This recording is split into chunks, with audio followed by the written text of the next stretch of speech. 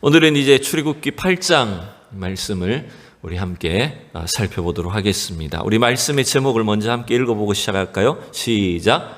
하나님의 말씀을 무시하지 말라. 아멘. 자, 우리는 이제 지난 7장부터 이 하나님께서 애굽 왕과 또 애굽 땅에 내리신 10가지 재앙들을 이제 차례대로 이제 살펴보게 되었습니다. 그래서 우리 차례대로 10가지 재앙을 살펴보면 제가 그냥 대충 외우는 그냥 방식으로 하면 피, 개구리, 파리, 가축, 독을 우박처럼 쏟음에 매일 이렇게 장자가 죽더라. 뭐 저는 이런 식으로 이제 대충 문장을 만들어서 10개를 외웁니다. 지난주에도 말씀드렸듯이 이 10가지의 재앙은 여러분 단순히 하나님께서 애굽 사람들을 막 벌하시는 그런 징계의 의미만이 아니라 이스라엘의 진짜 신이 누구인가라고 하는 것을 애굽 사람들이 섬기는 그 여러 신들을 통해서 하나님만 참신이다라고 하는 것들을 가르쳐 주시는 내용입니다. 그래서 이 출애굽기는 한편으로 보면 하나님이 이스라엘 백성들을 구원해내는 이야기이지만 또 다른 측면에서 보면 하나님이 자기 자신을 나타내는 이야기입니다. 두 개가 뭐라고요? 하나는 하나님이 이스라엘을 구원하는 이야기라면 또 한편으로 보면 하나님이 자기 자신을 나타내시는 이야기예요. 근데 그것이 단순히 이스라엘 백성들에게만 그런 것이 아니라 애굽 왕과 애굽 사람들에게도 이스라엘의 하나님이 이런 분이시다라고 하는 것들을 나타내시는 자기 계시의 성격이 강한 성경의 이야기가 바로 이 출애굽기라는 걸 여러분 알 수가 있죠. 그래서 대충 이 10가지 재앙은 또 3가지씩 이렇게 구분을 지을 수도 있다라고 하는 것들을 간단하게 지난주에 말씀드렸습니다. 그런데 특별히 지난주에 봤던 이제 첫 번째 재앙이 뭐죠? 피 재앙이죠. 나일강과 애굽에 있는 모든 그런 물들이 피로 변하는 재앙이었어요. 여러분 애굽 사람들에게 있어서 이 나일강은 생명의 젖줄이고 모든 문명과 농사나 또 물류나 이런 일들이 전부 나일강 그 지류들을 중심으로 이루어졌다는 걸 우리가 알 수가 있습니다. 그러다 보니 애굽 사람들에게 있어서 이 나일강은 숭배의 대상이 된다 그랬죠.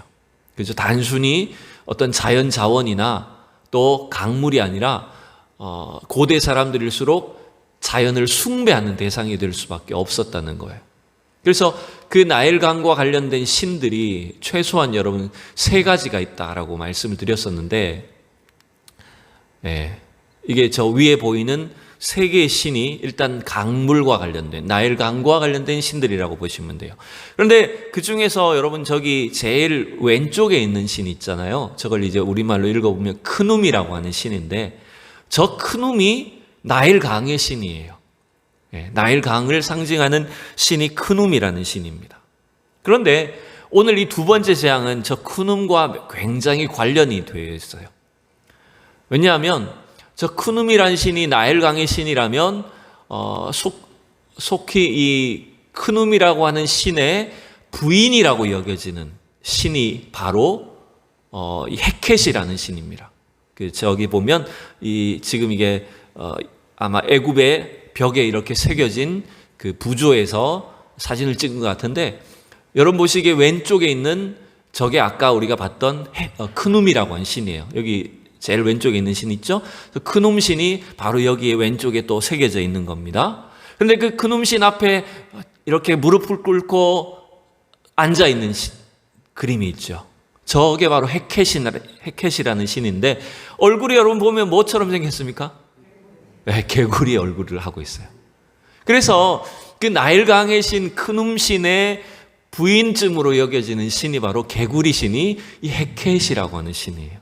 그러니까 오늘 하나님이 이 2번째 재앙으로 이 개구리 재앙을 내리신 이유가 결국 뭐냐 하면 애굽 사람들이 섬기는 그 나일강의 신과 그리고 그 나일강의 신의 부인쯤으로 여겨지는 그 헤켓 신이, 개구리 신이 숭배의 대상인데 사실은 그 개구리 신으로 인해서 엄청난 재앙과 고난을 겪게 해버리시는 겁니다.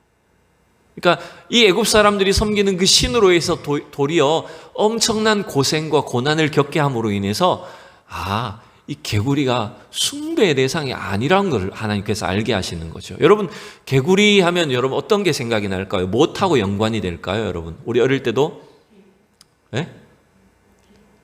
뭐요? 비가 내리면 개구리가 온다. 또 어떤 게 있을까요? 재밌네요.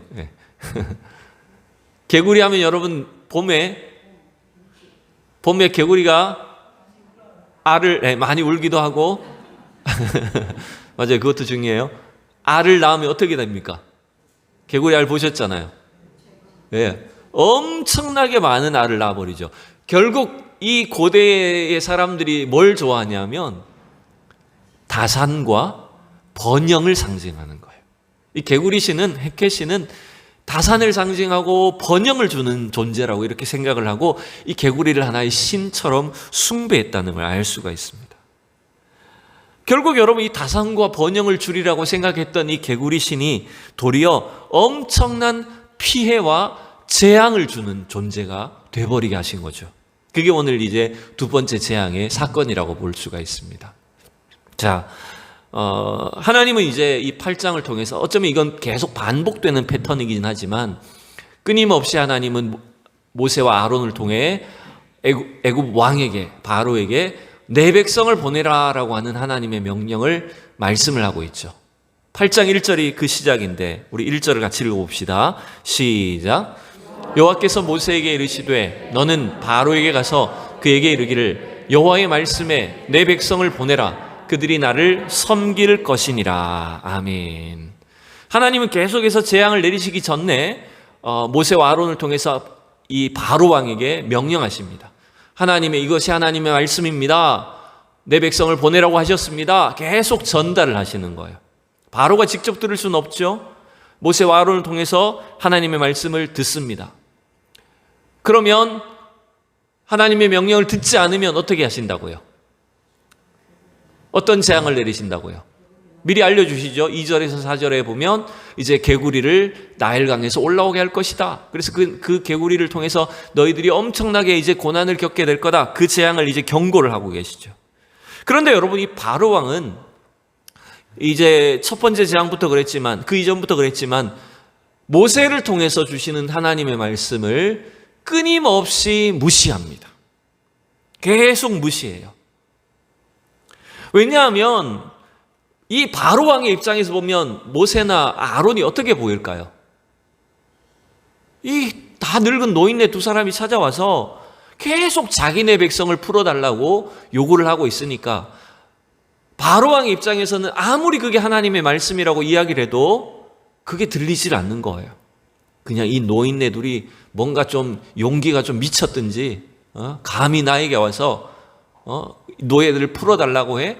계속해서 말도 안 되는 요구를 하는 것처럼 들리는 겁니다. 근데 이 노인네들이 단순한 노인네는 분명히 아니죠. 여러분 어른들한테 하는 얘기 아니면 노인네라 그랬다고 또 기분 나빠지면 안 돼요. 바로의 입장에서 이 두 사람이 단순한 그런 노인은 아니었어요. 왜?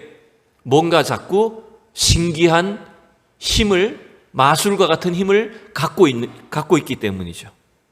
그런데 그럼에도 불구하고 아론이 어떤 지팡이를 통해서 여러 가지 어떤 요술을, 이적을 행하지만 충분히 자기의 이 부하들, 자기의 이 요술사들도 할 수 있다 없다?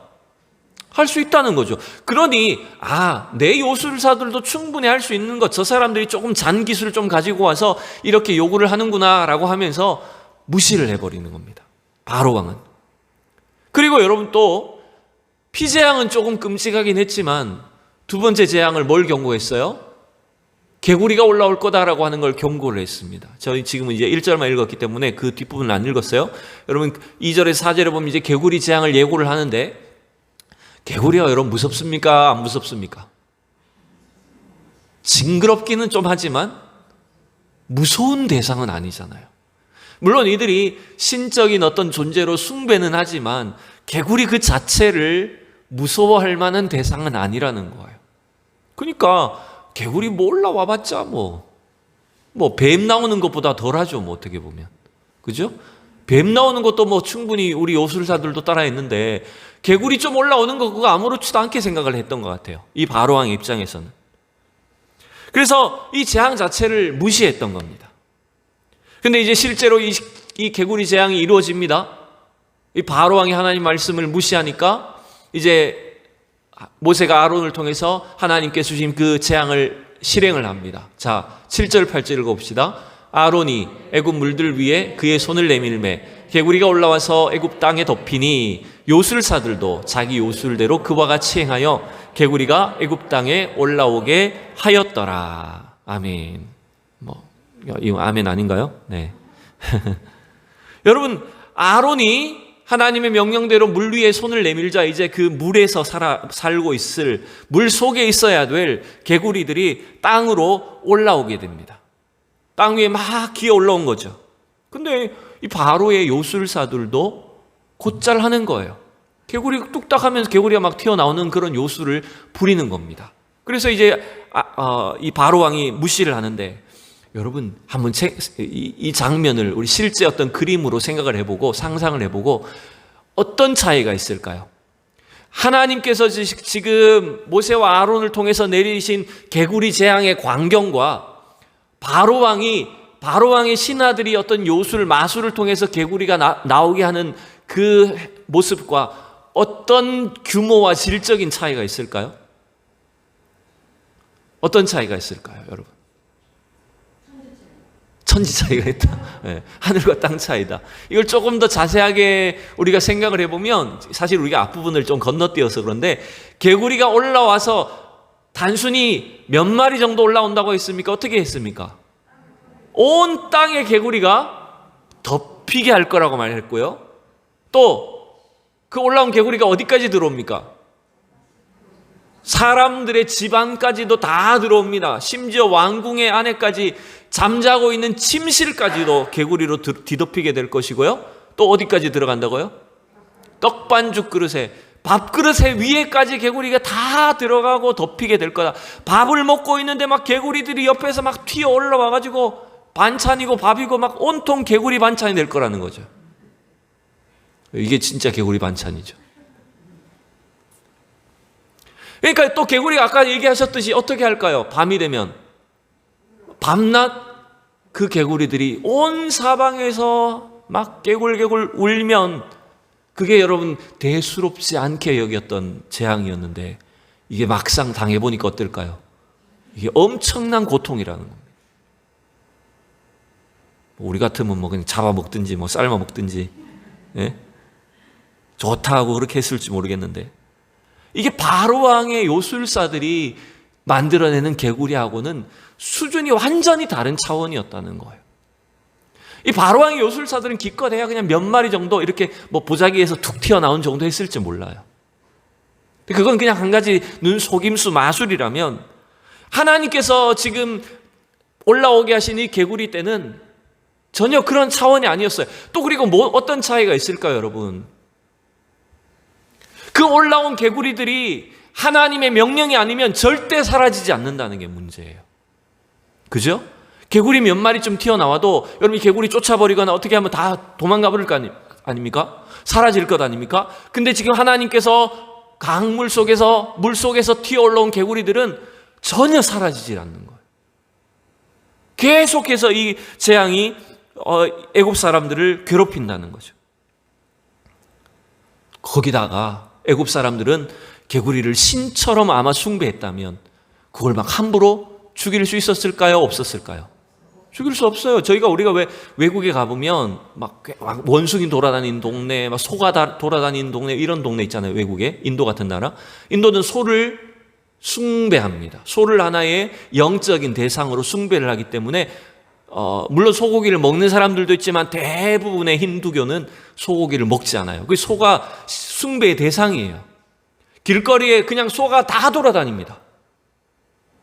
소가 그냥 똥을 싸고 막 길거리에 앉아 있어도 비키라고 하지도 않습니다. 차가 그냥 비켜가야 돼요. 네. 그러니까 이 사람들도 마찬가지 아니었을까요? 개구리가 그런 신적인 숭배의 대상이라면 이걸 함부로 죽이지도 못하는 거예요. 그러니 여러분, 이게 엄청난 재앙이 될 수밖에 없었다는 거죠. 그래서 이러한 차이 때문에 이 바로왕은 그 불편함, 그 괴로움을 이기지 못해서 겨우겨우 항복을 합니다. 항복하는 것처럼 보입니다. 그래서 이제 개구리를 없애달라라고 해서 언제 없애줄까요? 내일 해라. 뭐 이렇게 해서 그 이야기가 8절 9절에 나오죠. 그런데 이제 이 재앙을 내리신 목적을 하나님께서 모세를 통해서 이렇게 알려주십니다. 우리 10절 읽어봅시다. 시작. 그가 이르되 내일이니라. 모세가 이르되 왕의 말씀대로 하여 왕에게 우리 하나님 여호와와 같은 이가 없는 줄을 알게 하리니. 아멘. 여러분, 이 10절을 가만히 살펴보면 하나님께서 피재앙부터 이제 장자의 죽음의 재앙까지 10가지 재앙을 차례대로 내리시는데 그 재앙의 목적이 있다는 걸 우리가 알 수 있어요. 제가 서두에 말씀드린 것처럼 이스라엘 백성들을 구원해내기 위한 목적도 있지만 10절이 가르쳐주는 것처럼 뭘까요? 재앙을 통해서 하나님 뭘 드러내십니까? 왕에게 뭘 알려주시려는 겁니까? 우리 하나님 여호와, 이스라엘의 하나님 여호와가 그분과 같은 신이 없다는 것, 그분만이 참신이라는 것을 알게 하려는 것, 그걸 나타내시고자 하는 것이 목적이라는 거예요. 개구리를 나오게 하시는 것도, 개구리를 사라지게 하는 것도 여러분 창조주 하나님 그분만 할 수 있는 능력이라는 것입니다. 여러분 믿습니까? 여러분, 어쩌면 우리가 이 시대에 겪는 여러 가지 어려움이나 재앙들도 마찬가지입니다. 왜 이러한 코로나라고 하는 힘든 재앙이 전 세계를 강타했는지 우리는 알지 못합니다. 하지만 우리가 더 오히려 확신해야 될 것은 뭐냐면 이러한 재앙을 통해서 여호와가 참 하나님이시다라는 사실을 우리는 더 확신해야 됩니다. 하나님을 더 바라볼 수 있는 계기가 되어야 된다는 거예요. 그것이 재앙과 이적의 목적이에요, 여러분. 하나님이 누구신지를 알고 그분을 인정함으로 진정한 경외와 경배와 믿음으로 나아가야 되는 것이 바로 이 재앙과 이적의 목적이다라고 하는 것입니다. 근데 여러분, 이것은 바로 왕에게만 해당되는 게 아닙니다. 바로 왕이나 애굽 백성들에게만 이것을 가르쳐 주시는 게 아니에요. 또 누구에게도 가르쳐 주시는 걸까요? 이스라엘 백성들에게도 가르쳐 주시는 겁니다. 모세와 아론, 그리고 그 뒤에 있는 이스라엘 백성들에게도 바로 우리의 하나님이 이런 분이시구나라고 하는 것들을 알게 해주시는 거예요. 여러분, 왜 그런지 아십니까? 이 모세나 아론도 사실 하나님의 말씀을 따라 바로 앞에 가서 말씀을 전하긴 하지만 긴가민가 해요, 안 해요? 처음부터 막 확신이 넘쳤나요? 모세가? 아니었잖아요. 계속 하나님 앞에 여러 가지 변명 핑계를 대면서 나는 못 가요. 하나님, 저는 아이와 같아서 말할 줄 몰라요. 누가 내 말을 듣겠습니까? 라고 하면서 끊임없이 그냥 연약한 모습을 보여줬어요. 근데 하나님께서는 계속해서 가라고 하셨죠. 결국 이 재앙, 이적을 통해서 하나님은 이 모세나 아론 자신에게부터 하나님을 경험하게 하시는 것입니다. 그래서 그들의 믿음을 더 온전하게 하시는 목적을 갖고 계신 것이 하나님의 의도였다라고 하는 것을 알 수가 있어요. 결국 이 바로 왕과 바로의 신하들 애굽 사람들은 점점 마음이 완악해져서 하나님의 말씀을 멸시하게 되지만 반대로 어떻게 될까요? 모세나 아론이나 이스라엘 백성들은 점점점 믿음이 자라나게 되는 겁니다. 여러분, 이게 하나님께서 의도하신 일이에요. 주님은 오늘도 이 시대 속에서 우리에게 여러 가지 재앙이 있을 수도 있고요, 고난이 다가올 수도 있지만 택해 주신 하나님의 백성들을 통해서 더욱더 믿음이 자라나게 하실 줄로 믿습니다. 하나님이 어떤 분이신가를 생생하게 경험하는 축복이 있기를 원합니다. 그래서 우리는 이 바로왕의 이 완악한 모습을 통해서 어쩌면 우리 자신의 믿음을 점검하고 우리의 신앙을 살펴볼 필요가 있다라고 하는 것입니다. 여러분, 이 하나님의 말씀과 능력을 생생하게 경험했음에도 불구하고 왜 이 바로왕은 자꾸만 하나님 명령을 거부할까요? 왜 하나님 말씀을 무시할까요? 오늘 설교 제목이 하나님 말씀을 무시하지 말라라고 하는 제목인데, 왜 바로왕은 눈앞에서 그 재앙을 보고 선지자와 같은 이 모세와 아론을 통해서 직접 하나님의 말씀을, 직접은 아니지만 생생하게 하나님의 말씀을 전달받았음에도 불구하고 그의 마음은 이토록 완악할까요? 물론 하나님이 그의 마음을 완악하게 하셨기 때문이지만 우리가 저는 오늘 10절을 통해서 약간 그런 힌트를 좀 생각하게 됩니다. 자, 10절을 다시 한번 보시면 모세가 이렇게 말하죠. 모세가 이르되 왕의 말씀대로 하여 왕에게 우리 하나님 여호와와 같은 이가 없는 줄을 알게 하리라. 즉 이게 뭐냐면 이 모세가 그러면 이 개구리가 언제 물러가도록 하나님께 기도할까요? 그랬더니 바로 왕이 내일이니라 라고 이제 요구를 한 거죠. 근데 사실 이건 바로 입장에서는 항복한 거잖아요. 근데 모세는 그럼 내가 왕의 말씀대로 내가 내일 기도해서 이렇게 개구리가 물러가게 하겠습니다 라고 한 거예요. 그러면 요때 또 바로 왕의 마음은 어떤 교만한 생각이 들까요? 따라오시는지 모르겠습니다. 분명히 이 상황은 개구리 때문에 바로 왕이 항복해서 야 그래 니네 보내줄게 빈말이지만 그 모세의 요구를 들어주는 척하면서 개구리 좀 없애주라고 항복한 거예요. 근데 이 모세가 바로 왕 그래도 왕이잖아요. 그러니 왕 앞에서 내가 왕의 명령대로 할게요 라고 이제 물러 나오는 겁니다. 그리고 실제로 개구리 사라져요. 그러면 이런 상황을 통해서 바로 왕의 마음은 또 어떤 마음이 생길까요? 그 사이에 이런 겁니다. 내 말대로 얘들이 순종하네? 자기가 하나님께 순종해야 됨에도 불구하고 여전히 자기 왕으로서 자기의 어떤 권위나 자기 명령이 살아있다고 느끼는 거예요. 개구리를 물러가게 한 걸 누가 했다고 생각할까요? 이러면 바로 왕은 내가 했다고 생각하는 거예요. 내가 백성을 위해서 이렇게 했다. 우리가 그래서 왜 가끔 그런 거 보면 참 웃기지도 않을 때 있잖아요. 한참 이제 막 선거철이 되고 이렇게 막 대선, 총선 이런 후보들이 쭉 나오면 길거리 가다 보면 그런 현수 막 붙을 때 있어요. 어느 정당, 어느 국회의원, 이번에 지하철, 대전 지하철 2호선 확정 이렇게 하면 자기 이름 써놓은 거. 그런 거 볼 때 있지 않나요? 어느 지역 개발, 재개발 확정 이러면 누구 자기 이름 써놓은 거. 그런 거 보신 적 있잖아요. 보면서 웃기지 않나요? 물론 그 지역구를 위해서 그런 시의원이나 국회의원들이, 구의원들이 여러 가지 일들을 했다는 걸 제가 부인하는 건 아닌데 항상 그걸 놓고 보면 그 사람들은 내가 했다고 지적을 세우는 거예요. 이게 지금 바로 왕이 갖고 있는 어떤 교만이 아닌가 저는 생각이 들어요. 왜냐하면 15절을 보면 우리가 알 수 있죠. 자, 15절 봅시다. 시작. 그러나 바로가 숨을 쉴 수 있게 됨을 보았을 때 그의 마음을 완강하게 하여 그들의 말을 듣지 아니하였으니 여호와께서 말씀하신 것과 같더라.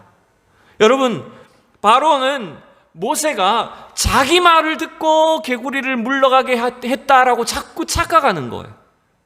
여전히 내 말에 능력이 있구나, 내가 이만큼 힘이 있는 사람이구나, 이런 착각을 하고 있다는 겁니다.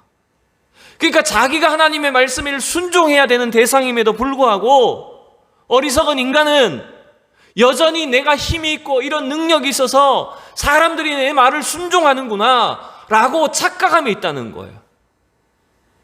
이게 바로왕의 모습입니다. 저는 그래서 오늘 설교를 준비하다 보니까 이 바로왕이 마치 뭐와 같은지 아십니까? 이럴 때 우리 쓰는 속담이 있습니다. 따라합시다. 우물한 개구리. 네. 바로왕은 여전히 우물한 개구리예요. 우물한 개구리는 자기가 알고 있는 것이 전부라고 생각합니다. 자기가 갖고 있는 힘이 최고라고 생각을 합니다. 자신의 지식과 능력이 최고라고 착각하는 우물한 개구리와 같은 존재가 바로 이 바로왕이고요.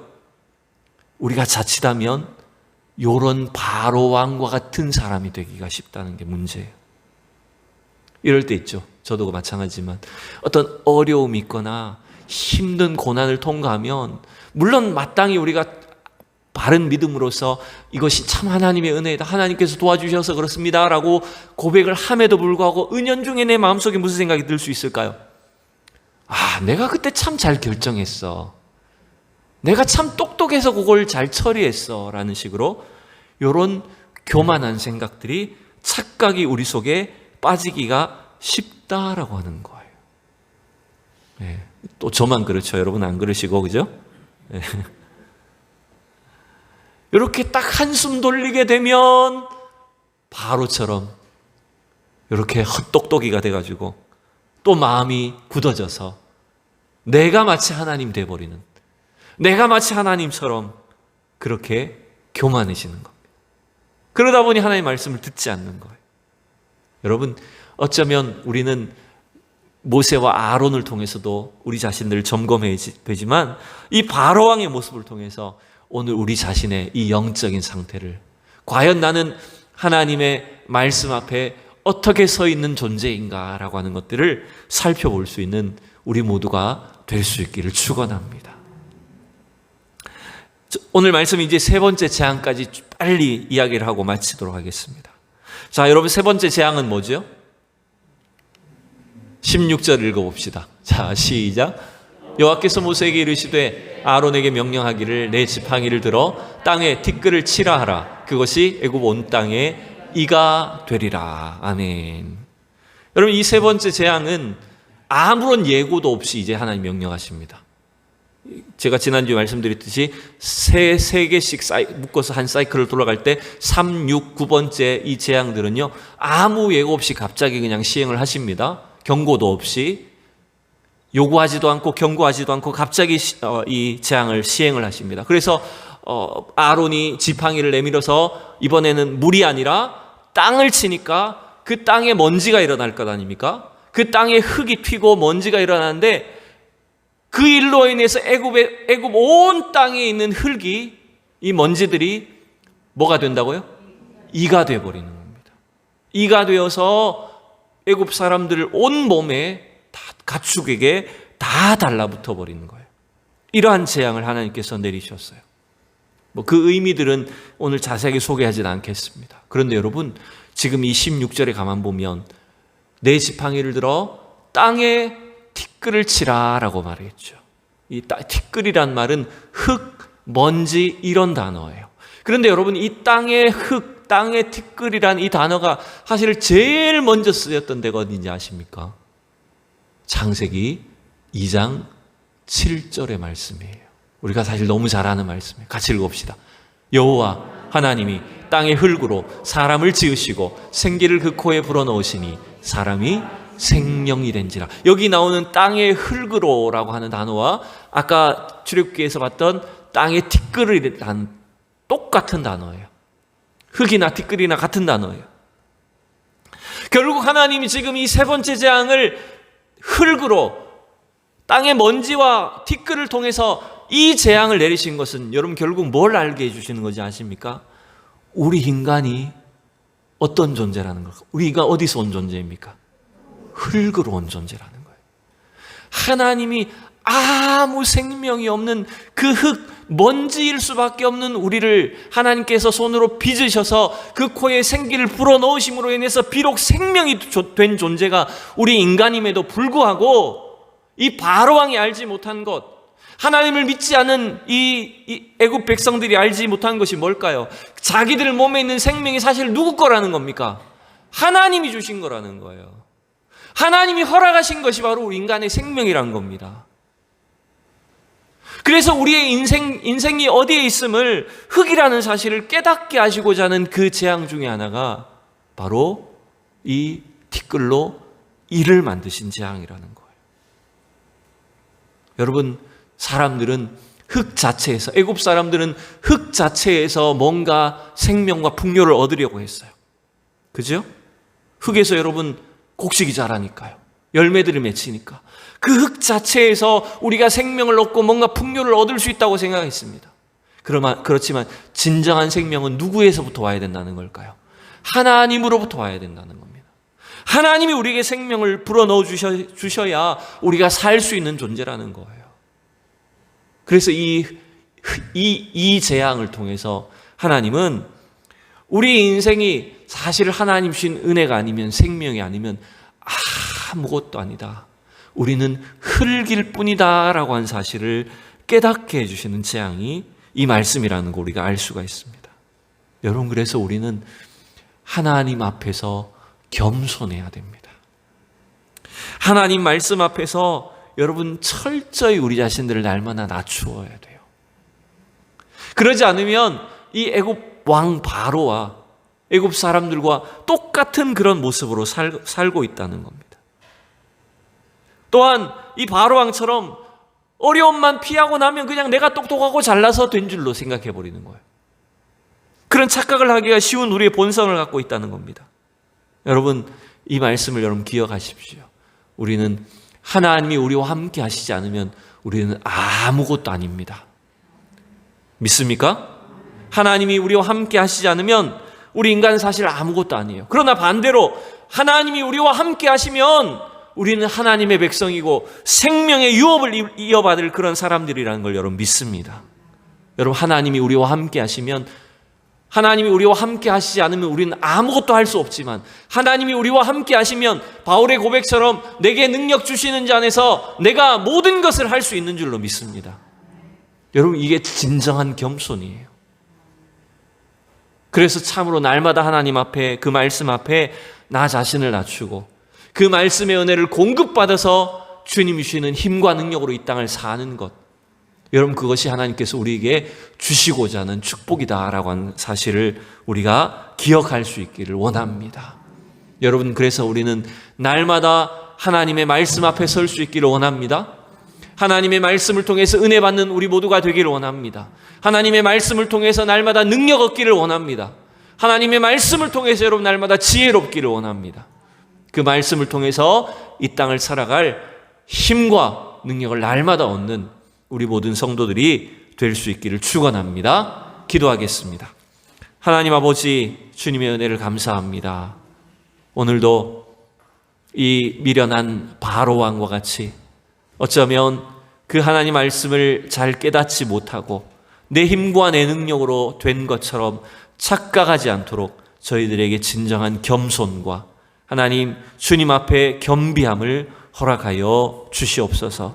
하나님의 말씀을 날마다 묵상하며 그 말씀을 따라가며 그 말씀의 힘과 능력을 얻어서 주님을 섬기며 하나님 주님 은혜 아래서 능히 주님의 일들을 감당할 수 있는 우리 모든 성도들이 되게 하여 주시옵소서.